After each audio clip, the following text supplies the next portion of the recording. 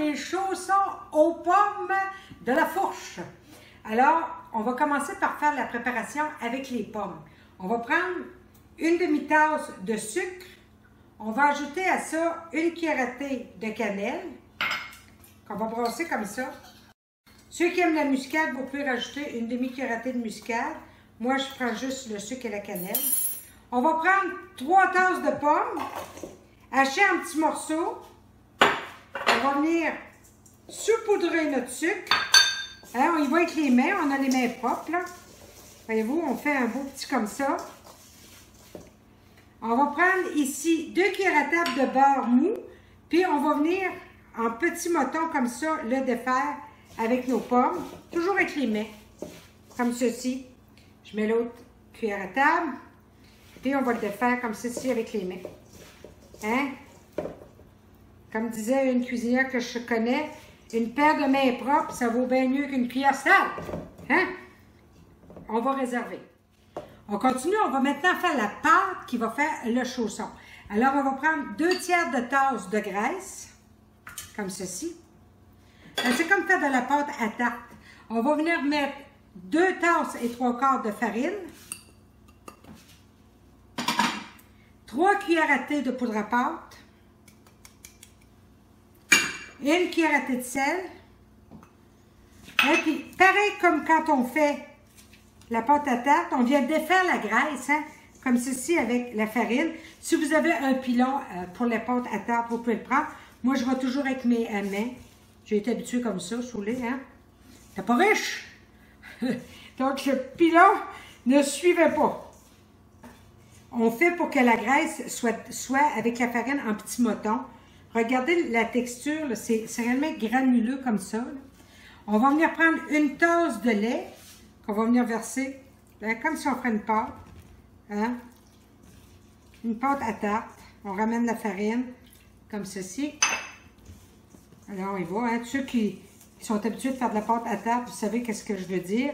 Ça va réellement faire une pâte comme ça. Et vous, on se fait une belle boule. On a fait nos pommes, la préparation. On a fait notre pâte, hein, pour nos chaussons.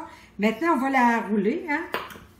Fait que là, ben, il n'y a rien d'extraordinaire là-dedans. Hein? Ceux qui ont... Vous avez déjà fait des tartes. Alors, on va préparer une tôle à biscuits qu'on va graisser, bien sûr. On préchauffe le four à 375, hein, parce que ça va cuire à 375. Remarquez, mon rouleau, les poignées par en bas. Ils n'ont roulé des tartes, mes amis. Les poignées roulées 2 dans ma vie, peu de nature. J'ai élevé 3 garçons.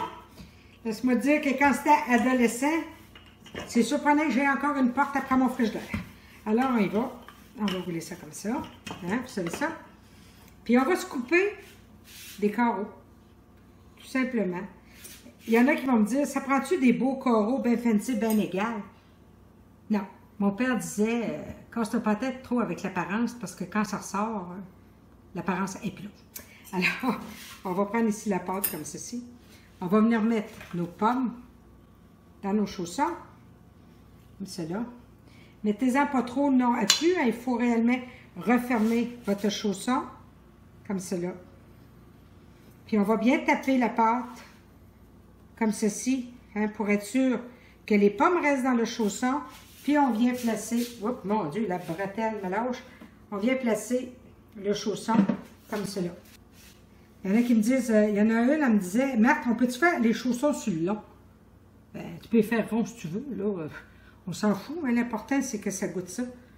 Hein? On est habitué de voir des chaussons triangulaires. On envoie ça au four, 350 degrés. Pendant environ 40 minutes. Je vais me faire tout ce que je peux pour pas que Minou mange avant que je vous les montre. À tantôt. On a fait cuire nos chaussons aux pommes 30-35 minutes, à peu près, peut-être 40, dépendamment de votre four. Regardez le beau résultat. Regardez nos beaux chaussons. Hein? Je rajoute, moi, un peu de miel. Comme ça dessus. Regardez, très, très en parcimonie, comme ceci. Hein? Si vous n'aimez pas le miel, mettez-le pas. Ça peut être un petit glaçage que vous mettez, quelque chose de bien, là, juste pour dire une petite traînée de sucre. Bon appétit tout le monde! Bye bye!